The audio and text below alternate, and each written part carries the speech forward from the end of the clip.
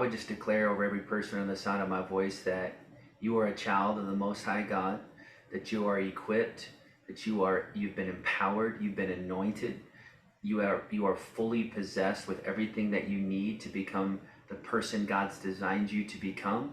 And I just declare that no weapon formed against you is going to prosper. Nothing that's been designed to take you down or distract you will prosper. The enemy may try to come in like a flood, but God raises up a mighty standard against him, surrounding you and your loved ones in Jesus' name.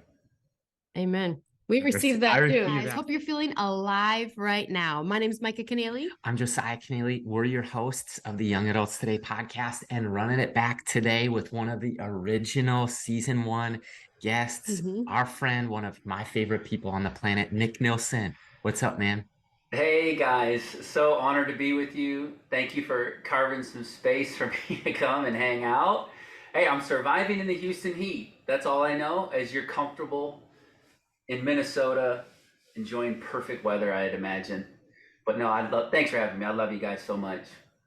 We're grateful. I think of 4 summers ago, we were launching this project just as an idea, and you were literally one of the first guests to say yes.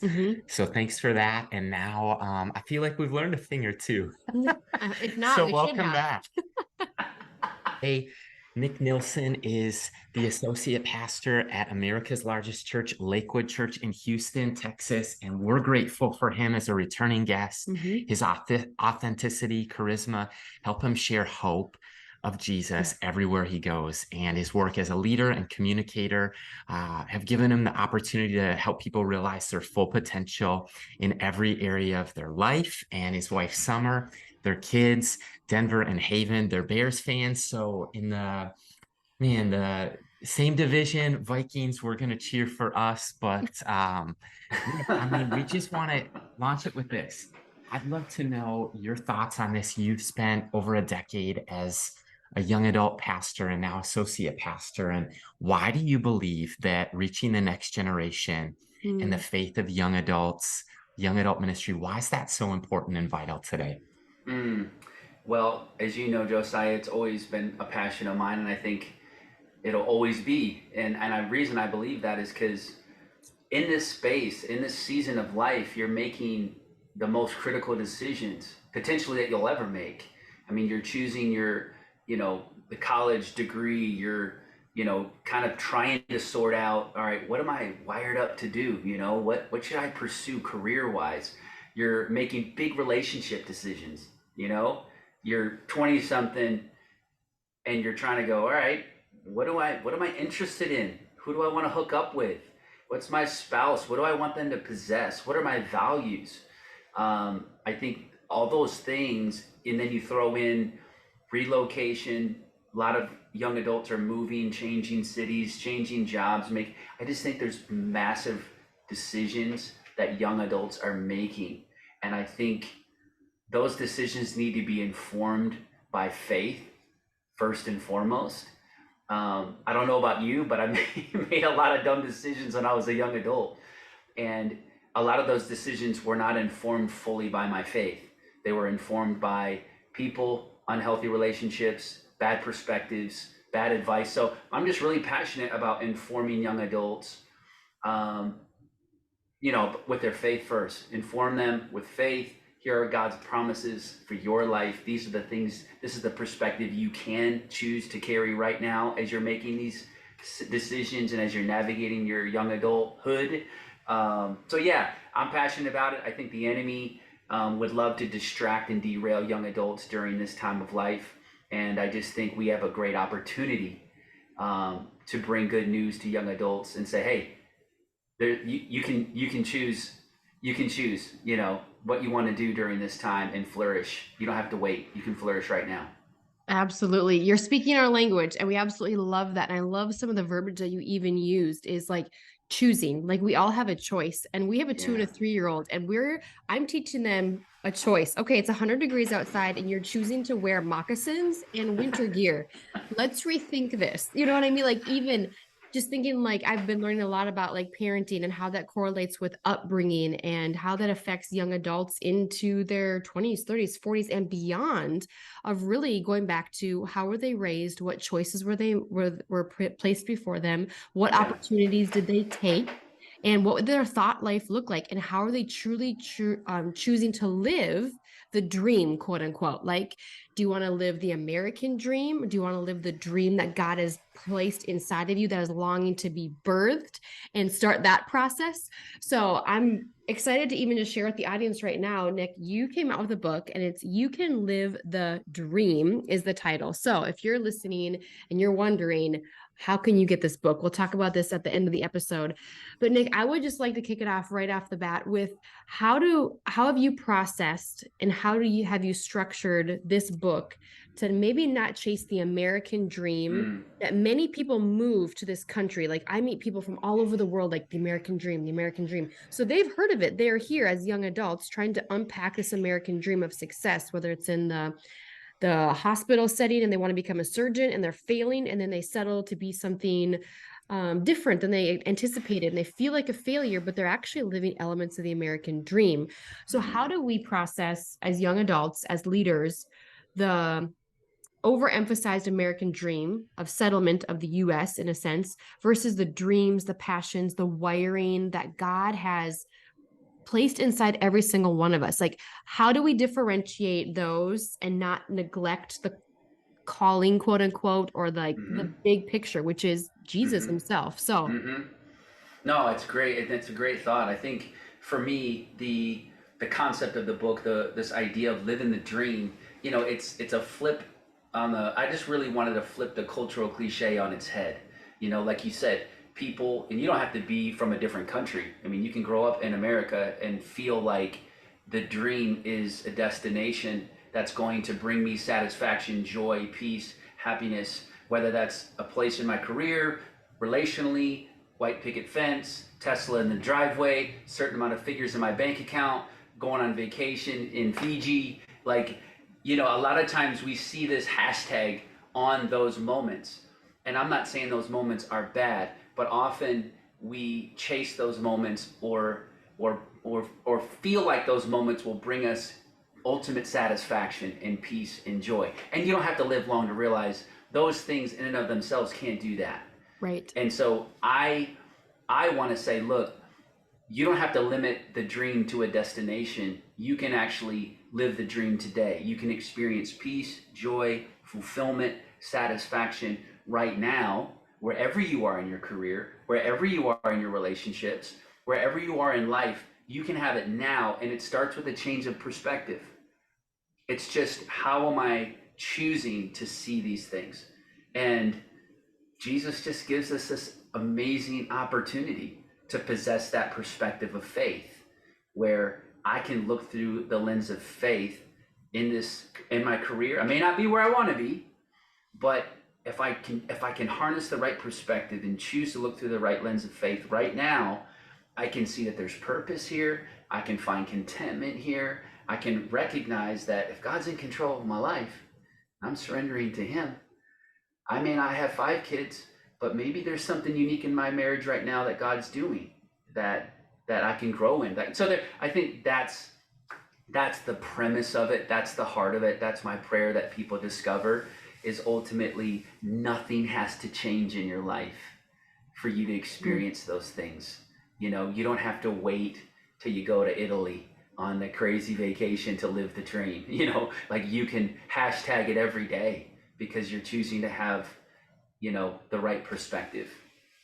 Nick, it's so good. I know for me in 2023, we're a year into a nonprofit that I find myself, if I'm not careful, saying, well, as soon as we're fully funded, then I'm going to enjoy life. As soon as we reach whatever the next is, I think that a blessing and also a challenge in my life is I'm really futuristic and really driven. The challenge part of that is that it's hard to be present sometimes in this moment. Like the past 2 nights, we went on a walk, taking our girls to the park in the neighborhood, left the phone at home. and it's been almost like a detox to my soul of being untethered from technology Mm. It's taking its just for a security minute. blanket away. Yeah. Yeah. But I mean, my thought is, can you unpack it even maybe one layer deeper as Mhm. far as how would you move Mm, from, for the person who is listening to this podcast, because they're a high achiever, how do they move from chasing the dream to living the dream mm. today? Like enjoying the present, I think is something so many people, myself included, struggle with. Yes, and it's so hard. It is so hard, like you said, because we are looking at everyone's highlight reel on our phones every day. We're seeing people the same age as us appearing to be further in their career, achieving more. Um, I'd see people for my peers for years with great books that they've written, and immediately feel insecure or feeling like I'm not doing enough, and fighting the temptation to rush something and hurry something that just wasn't the time for it. And so I think, Josiah, I think it just comes down to this perspective every day of going, all right, like I said, I'm not where I want to be. God, you have my future, but you've given me grace for today, and there's deep purpose in today. How do I allow God to control my future and allow Him to worry about what tomorrow holds, and just recognize that there's deep gifts? I think sometimes we don't recognize that there are miracles in the mundane, and I just don't believe that there's a normal day for the believer. I Right. believe every day. God says, I've created today and I've made it with deep purpose. Yeah. Like this is the day that I've made. Rejoice and be glad in it. Doesn't say you have to rejoice and be glad for it. Like you may be in debt, you may be sick, you may not have a reason to be grateful for it, but God says we have the capacity to be grateful in it. And I think that leads me to believe that there is something in each day that God is wanting me to learn. Maybe it's about myself, maybe it's about His character, His nature, maybe there's relationships, maybe there's a moment with my kids, maybe there's a moment with my wife that not only will deposit and make me better in the day, but it's preparing me for what He has for my future, for me to sustain the very thing He wants to bless me with in the future. So don't miss it. You know what I mean? Don't miss the opportunity to be prepared for the great things that He has for you or your company or your business. So good. I love that. And even just taking it in a sense of like, so much of the power of our thinking impacts things around us, acknowledging that we are able to be present, realizing that we're able to dream, we're able to create because He created us, right? So much of our lives come from our thoughts. Can you just take it in a sense of how can we practically renew our minds, and what does that mean? And what can that look like for people who struggle with even taking our own thoughts captive, or maybe the Yeah. thoughts of the enemy, or a lie that we've kind of adopted as our own Yeah. when we shouldn't have done that to begin with? No, I think it's powerful, and I think it's all comes down to labels. Like you said, it's really easy to buy into negative labels or the labels people have put on you. I mean, we all had negative labels put on us. Growing up as kids, you're in sports, you're in school, you're wherever, and you're at work, and people say things. People label you failure, you're a mistake, you're no good, you're not good at this, you're stupid, you're not, ugly, whatever it may be. Those labels can take root if you don't recognize them and, number one, uproot them and replace them with who God says you are. And I think part of that process is understanding and becoming more aware every day of who God says you are. Am I consistently reading my Bible? Am I finding somewhere where the promises of God are written? And am I recounting those over my life? The Bible says, let the weak say that I'm strong, right? There's power in speaking it. There's power in declaring it. There's power in saying who God says you are. Yes. And I think a lot of people are unaware of who God says they are. And I think taking it step at a time, a lot of times we want to fix it all in a day. We want to let go and remove these labels and put new labels on us and have it mastered in a day. And I'm just a big fan of taking it step at a time, and it's a process and we're all in this journey. We're all in a process of removing labels, recognizing the negative labels that have been placed on us, and go, okay, I need to believe who God says I am. You know, I need to recount and declare over my life. There's power in our words. And I just think it starts with that. Whether you're driving in your car, you're working out, you're putting a podcast in, and you're repeating, someone even verbally speaking the God's promises over your life. I think there's a lot of people who are doing that and exercising it in that way practically, and I think that's a great way.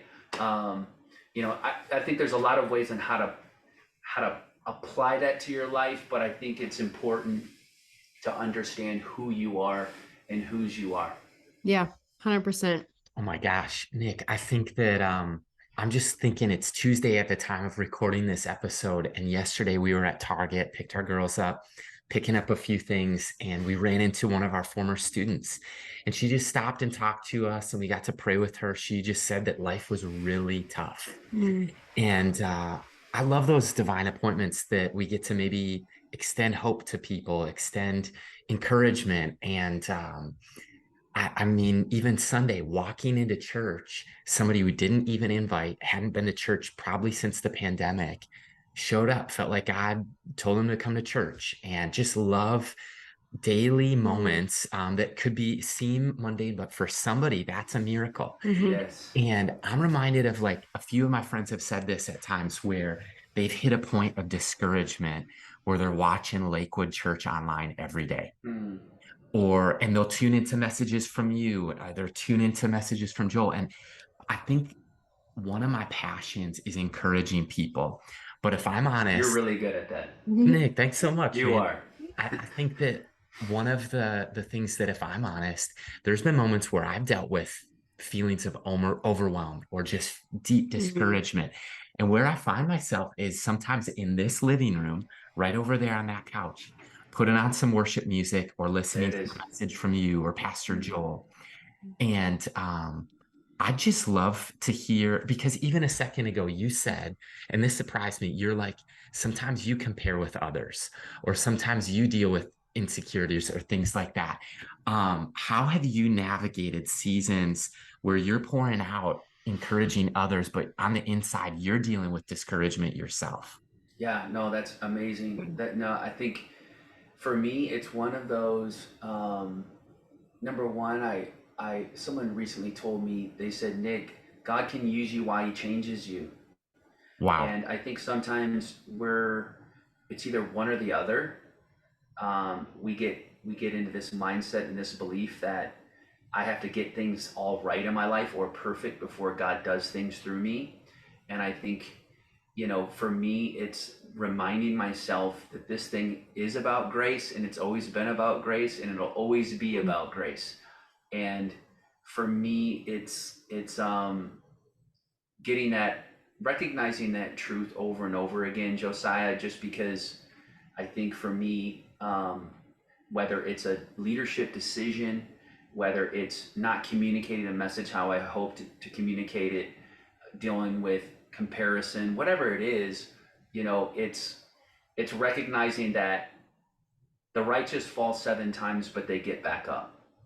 And you've probably heard me say that a million times, but I just believe that fulfilling your purpose and becoming everything God's designed you to become, it's not about being perfect. It's about getting really good at getting back up and saying, God, I may not have a lot, but you're really good at taking what people have and multiplying it and doing something great with it. And so I don't know if that answers your question, but I just feel like for me, it's looking to him. And I said practically, I think for me right now, I'm really assessing my margins in my life. And do I have margin for the unexpected to take place? As I'm giving out, talking to a lot of people right now.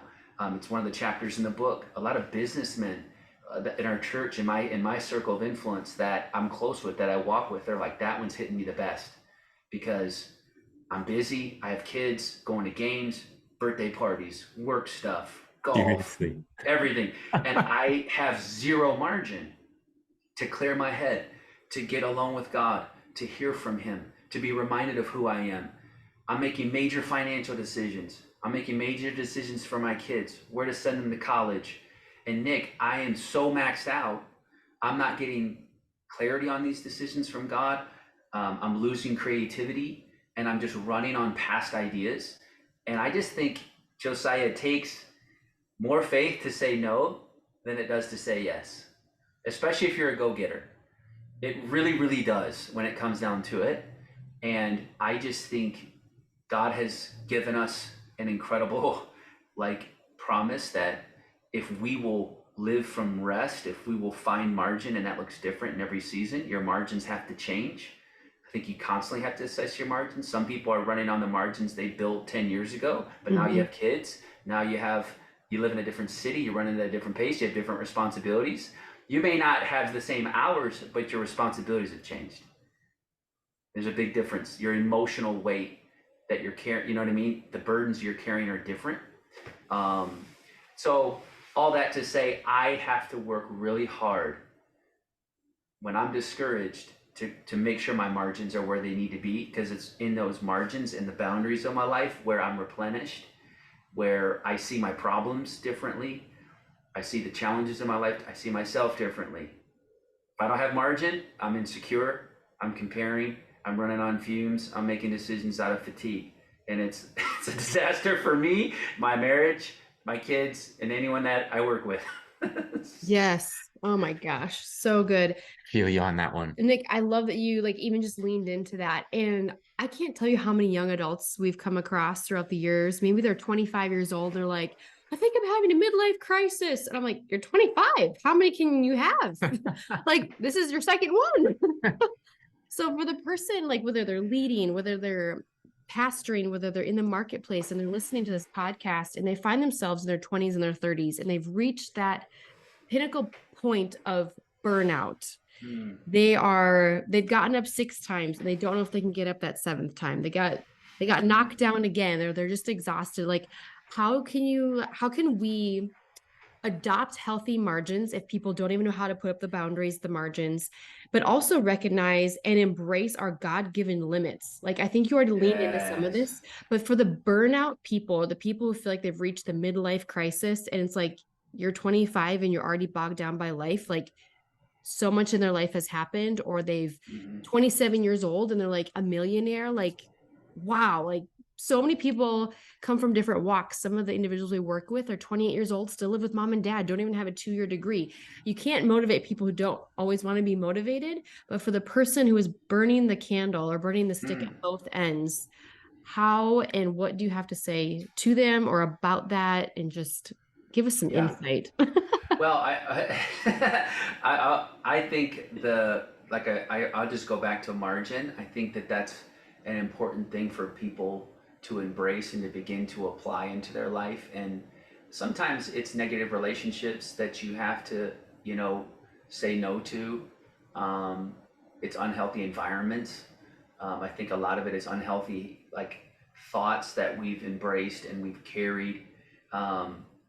Boundaries to me aren't pushing people away. Boundaries are keeping myself healthy. Boundaries are keeping myself together. And I think that that's something that is just a perspective shift on boundaries and margin. Some people I think have done a really good job at taking care of everybody else, but they haven't taken care of themselves. And a lot of people in burnout, that's what they've done. They've gone at it for 15, 20 years, like taking care of everyone else. And they wake up one day and they're like, I have neglected myself in this process. And I think when you begin to go, all right, where's the time for myself in my life? Where's the hour? Where's the 20 minutes? What refuels me? What replenishes me? I think it's beginning to ask those questions. And most people, who are burning out, you have great intention. You started wherever you started to climb with a heart to build something great, make a difference, take care of your family, build a dream, build a business, you know, whatever it may be. I think the intention always starts great, and then you run a million miles an hour with no time to evaluate and assess your own soul, own time to assess your own relationships, your own mental state. And I think that's when you start making decisions that take you from where you wanted to start, and the vision and the focus, and you end up off course. You end up over here, and you contaminate the beautiful things that are in you. You know, you the biggest oil spill in American history was Exxon Valdez, and the cause of it was fatigue. Wow. And here, the captain and its crew went for weeks upon weeks with no sleep, trying to do something great, deliver precious cargo, and fatigue caused it to crash.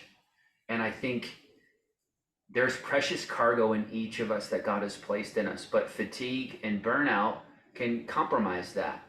And I just think if people would just begin to go, all right, do some self-inventory. What can change? What boundaries do I need to put in place? How can I create margin in my life? And as I stated before, give yourself grace in the process. This is a journey, and take it step at a time, and celebrate those small wins.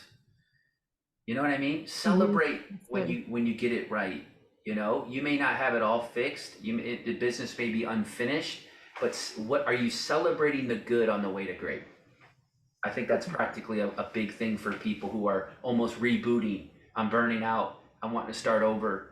Well, celebrate the steps. Yeah, I think that's so good. It reminds me when I was interning at a church, oh my gosh, about 10, 12 years ago. And I had this mentor in my life. He was like, Micah, you have so much horsepower and drive, but what you can't do is sit in the chute with the gate open and just run wild. Like, you need to tame that horsepower in you and learn how to pace yourself in a way that you're not bucking around like a bronco, like super excited to be in ministry or see lives change, but to really harness and hone the craft that God has given you while still pouring out and receiving in that process. And that can come from friends around you, kind of brainstorming. That can come from surrounding yourself with a team, mentors, discipleship, a congregation, a pastor you love and trust, a woman, for me in ministry that I admire and see godly qualities in her that I want to grow in, of like raising a family, understanding the importance of prayer and taking those levels of myself deeper. And I think even the entrepreneurial side of me, you know, we can have a head full of heart dreams, and our hands are ready to go, and a heart full of just, let's go, you know, and you're just like on the front lines, and God's like, yeah, your feet are in the blocks in this run, but the gun hasn't gone off. So if you misfire, like, wow, you might be eliminated, you know. And just knowing the importance of God's timing and surrounding yourself with the right people, with the right motive, having your best interest at heart. And that's just what it reminds me of. So I don't know if there's an entrepreneurial person listening or somebody who's passionate about ministry or changing the world. You kind of have to make sure you're in the right race, make sure you're in the right ring, and you're not just running like a wild stallion in the fields expecting change when your heart hasn't been tamed yet. And that's, if it's not tamed, that means that essentially, in my instance, I would have done it building my kingdom versus teaming up with God, helping him build his by just using me as a willing vessel. So I don't know if that's for somebody, or maybe it's just for me to get out. I don't know. Hopefully it resonates with somebody listening. And the first way you would have ended up miserable. The Right. second one, you're satisfied, fulfilled, happy, content. Do you know what I mean? Yes. I mean, you do it your way, you'll end up struggling. You do it God's way, and it's funny how I'm content. I'm at peace. I'm at joy. It doesn't mean it's easy all the time, but it's different. Absolutely. It's powerful, Nick. And one of the things that I see in Jesus' life in the New Testament is he embraced some of those human limits. Like he was familiar with what it meant to be fully God, fully human. And to me, that's a mystery. And we see that he grew in wisdom, he grew in stature, but half of his growth was with favor. And to me, that's a mystery. I'm still trying to wrap my mind around that he grew in favor with God. He grew in favor with people. And one of the concepts that I'd love for you to unpack, at least just to touch on today, is that favor follows you. And Mm. I'd like for you to unpack that for, I mean, for me, but for the listener, the person who is unfamiliar with the concept of God's favor, or they want to grow in their knowledge of God, and just that we can have, I think, like, one of the things that I'm regularly praying for is the favor of God, because I'm not entitled to it. It's freely given. It's not that I've earned it. It's that he's Yes. freely given it. And so praying for it, but take us to that place of favor following us. Yeah, well, like you said, I mean, every child of God is favored, and I think it starts at that basic level and that realization that if you are a believer and if you are a Christ follower, favor follows you. David says, "Goodness and mercy follow me all the days of my life." Other translations say favor and mercy. And I think David had an understanding that no matter where I go, whether I'm going into battle or I'm going into the palace, favor is going to follow me everywhere that I go. It's God's goodness, it's his kindness, it's his mercy, it's his grace. Everything that God is, he he brings with you. He brings on you. He bestows upon you. And I think for people, it's recognizing it, like you said, Josiah. It's understanding that, wow, I am favored, and I'm favored for a reason.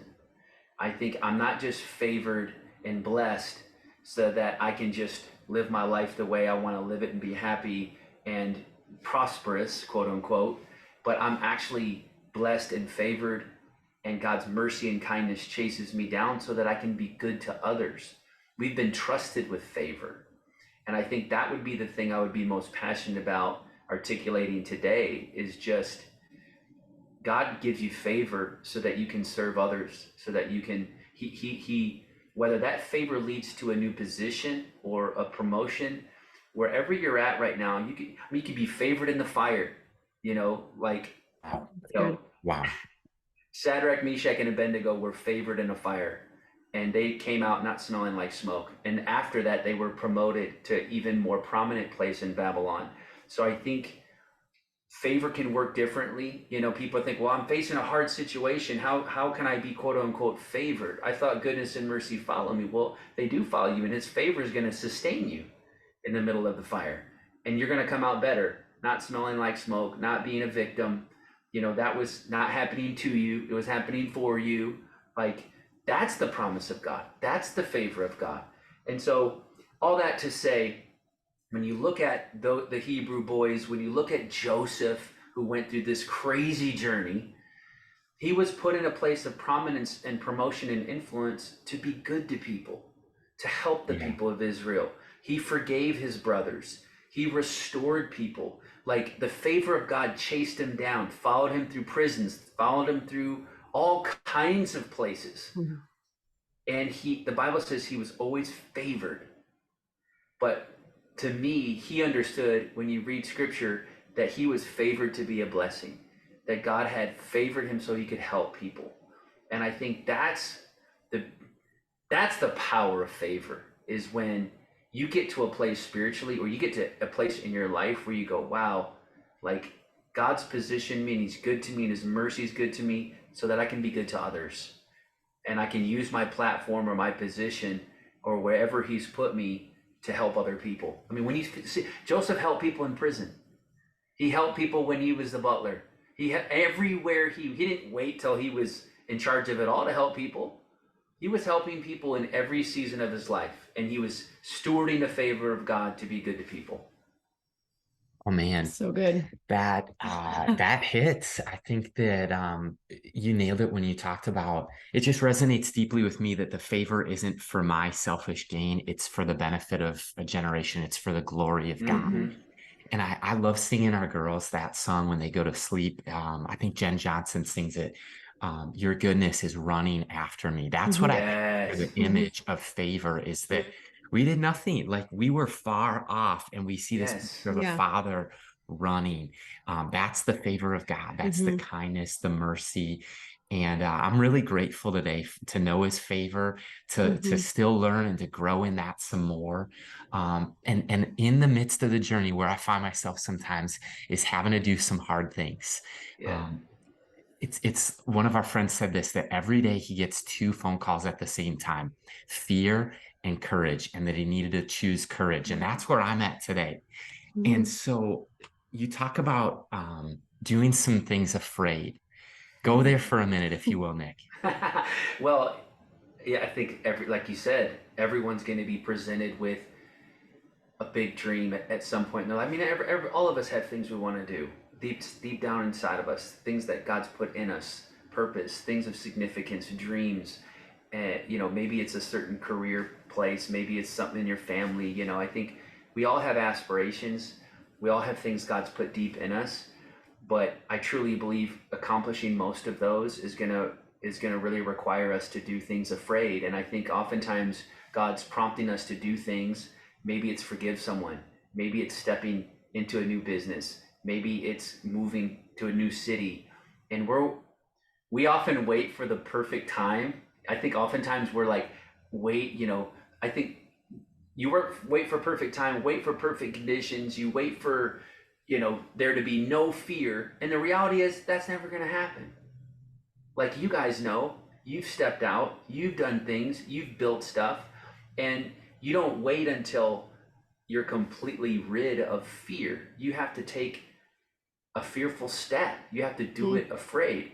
And I talk about in the book, the moment God really spoke to me was I jumped out of an airplane. I was a crazy young adult in college, and I felt like, me and my buddies wanted to skydive. And I was right at the edge of the plane. We're 12, 13, 14,000 feet. I don't remember the exact square, but the door opens, and my instructor, who's like attached to me, he says, Nick, you got to do it afraid. And our momentum just carried me, and we just dropped. And during the fall, he's tapping. I mean, I forgot all the training. I forgot everything that we were taught before we jumped. But during the fall, he's pointing at my wrist and saying, "Hey, look at the altitude." He's putting my hand on the ripcord, showing me where to pull the cord. He's guiding and leading me through it. And what was required of me was just to do it, like, take a step, do it afraid, and I'm going to get you to where we need to be safely. I'm going to lead you. I'm going to guide you. I'm going to whisper. I'm going to, you know what I mean? And I think Mhm. that's often how God works is when we take that step, he's going to lead and guide us as we walk out the journey with him. The Bible says that God leads the steps of the righteous, not our stance. He leads our steps. And so every day, take a step towards the things God's wanting you to go after, that he's put deep in your heart. Being a man of integrity, walking into the career, wanting you to flourish as a husband. What's the step you can take? You may not want to forgive. You may not want to say sorry. It can apply to all things, Josiah. It doesn't just have to be about your career. Is there something you need to do in your marriage that you're fearful of, but you got to do it afraid? And when you take the step, God's going to meet you there. He's going to open the door. He's going to provide everything that you need. He's going to sustain you. To me, it comes down a lot of times to asking faith versus like showing God your faith.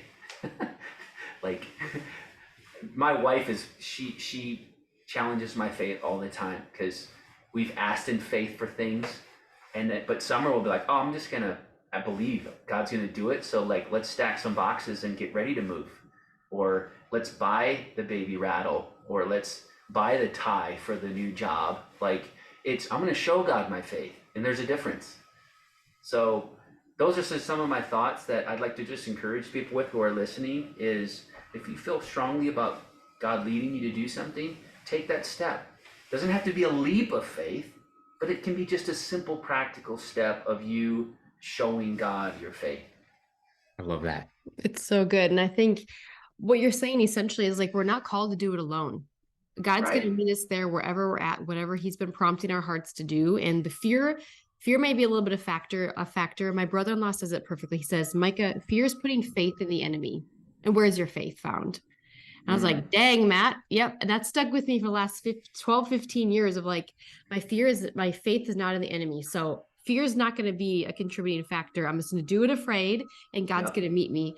And for the Yep. person who may needing to take that step, or maybe it feels like a leap for some, but it's maybe something so teeny tiny and minor that can help them pivot and shift everything.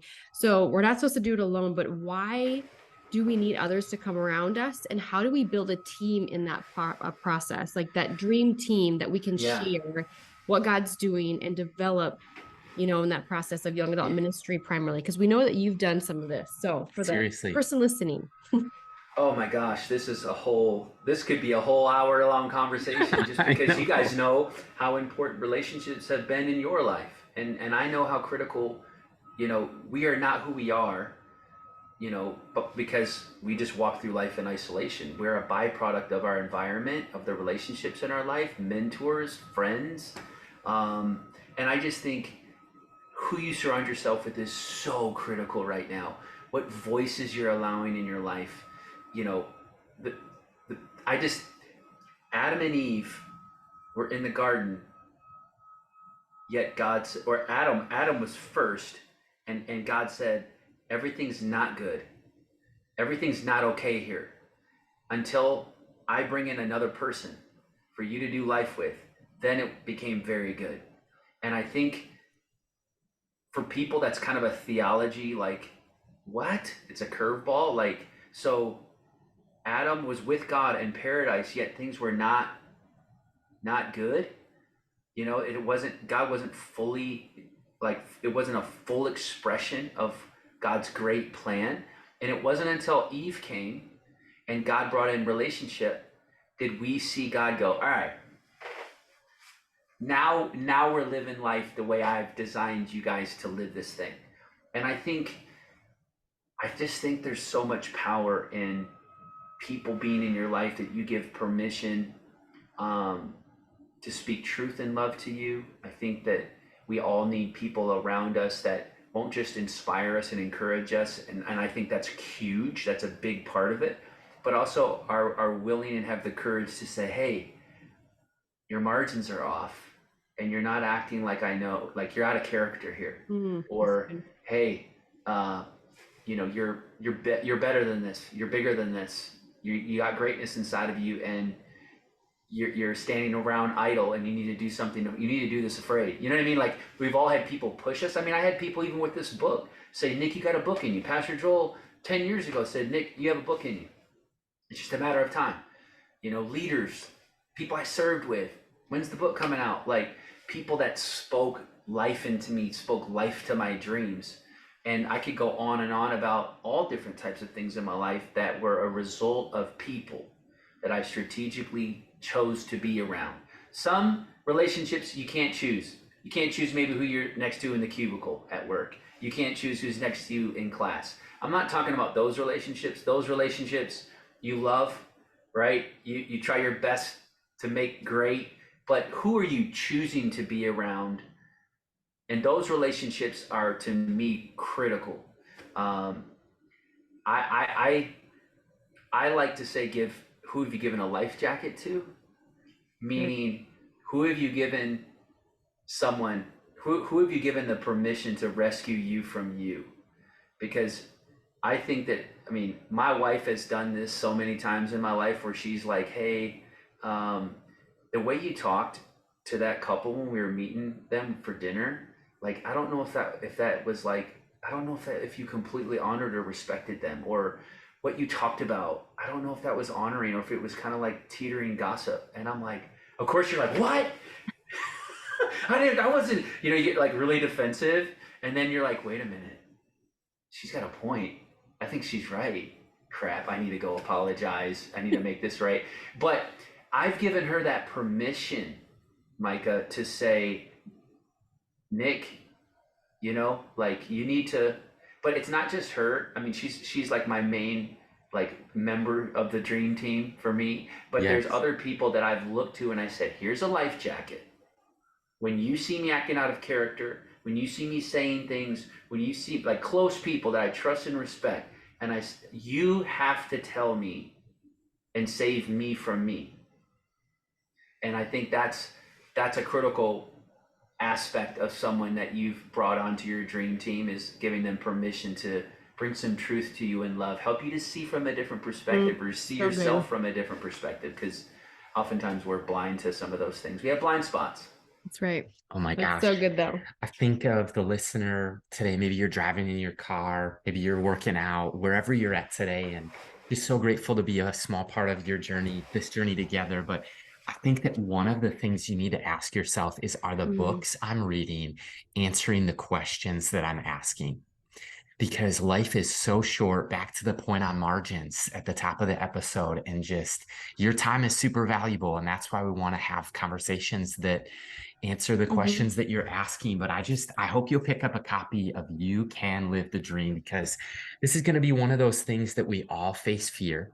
We all deal with disappointment. mhm. There's a hope and a future that all of us have, that there's eternity written on your heart. Mhm. God's designed you with the language of destiny and greatness inside Yeah. of you. And our prayer today is that this message today unlocks something for you to step Mm. into fulfillment, Yep. to step into your purpose, to step into the destiny. And it might be that small, scary first step. But look, when you didn't know how to walk, God's designed the human body and mind and temperament to take steps afraid. Where our daughters are at, they've never ridden a bicycle before, and they're freaked out about it and excited. And maybe a question for you today is, when's the last time you did something that scared you? That's Mm. good. When's the last time that you did something you were excited about or that you were afraid about? And he's with you. We're just on the sidelines cheering you on. And Nick, you know this, how we love to close the episode is throw 5 minutes on the clock and just ask you a few questions rapid fire. You up for that today? I'm ready. Let's go. Okay, let's kick it to this one first. I want you to encourage the listener today with some form of a declaration of hope. Mm, Remind them who they are today and Mm. what God says about them. Mm. I would just declare over every person on the sound of my voice that you are a child of the Most High God, that you are equipped, that you've been empowered, you've been anointed, you are fully possessed with everything that you need to become the person God's designed you to become. And I just declare that no weapon formed against you is going to prosper. Nothing that's been designed to take you down or distract you will prosper. The enemy may try to come in like a flood, but God raises up a mighty standard against him, surrounding you and your loved ones in Jesus' name. amen. We I received that too. receive We that. received that Come too. on. Let's go. Don't I find do yourself too. out. So good. Okay, question number 2. What has God been teaching you lately, Nick? I would say about my margins, without question, just making sure that I'm saying no to things and I'm prioritizing the things in my life God wants me to prioritize right now. You know, my marriage, my family, my kids.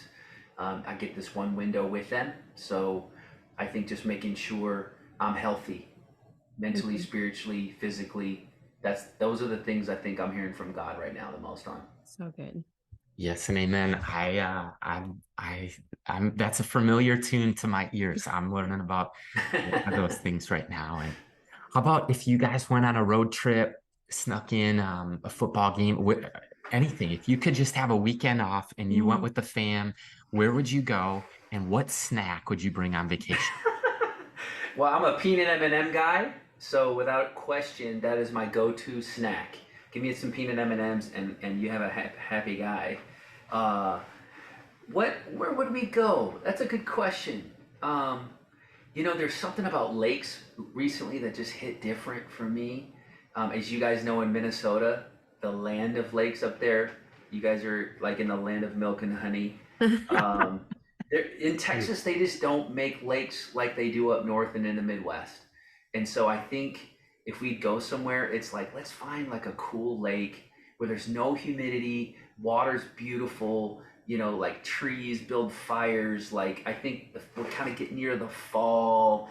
I think that would be a pretty cool little getaway. Would be, and the grass sounds so silly and stupid, but the grass in the Midwest just hits different. It feels different. Down here, you got thick blades. It's coarse. You can't really like lay down in it. Anytime I go back home which I just did recently, me and my son, we just like lay down in the grass. Like we're in random people's like homes. Just what are you doing out there? We're just laying in your grass. Grass angels. Have you ever heard of them?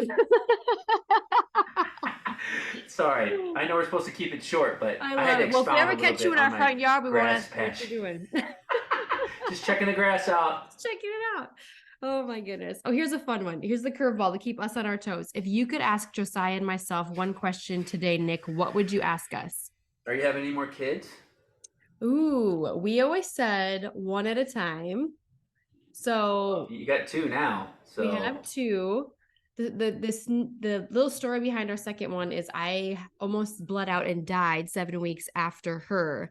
So our doctor said if you do choose to have a third or try to, we will have to have something in place because you'll be considered geriatric, and we have that last scare. If anything happens, we're gonna have to have a plan in place, and that could be anything from blood transfusions to full hysterectomy to save you over the baby. So very serious. So we have two healthy kids. I'm on my journey of health right now. So we're leaving it up to God essentially on some fronts, but also being mindful, like the window for me is closing in regards to age and desire of, that. So we said one at a time, unless Josiah has something to share.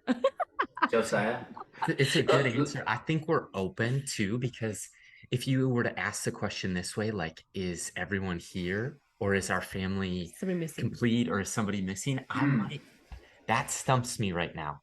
And I think only because I think he's outnumbered. There's a lot of emotions, 3 versus 1. Do you have a dog? We have a male gold or male fish though. We have a little, what's it called? A beta fish. It doesn't count. It doesn't count. No.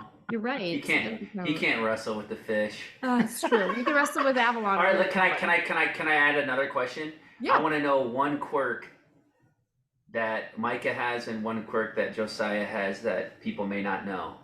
Ooh. It can be any quirk. It can be as personal as you want, or it can just be like he wears his shoes in the house and I tell him to take them off all the time. He doesn't listen. Oh my gosh. I think I'm the one that wears the shoes in the house all the time.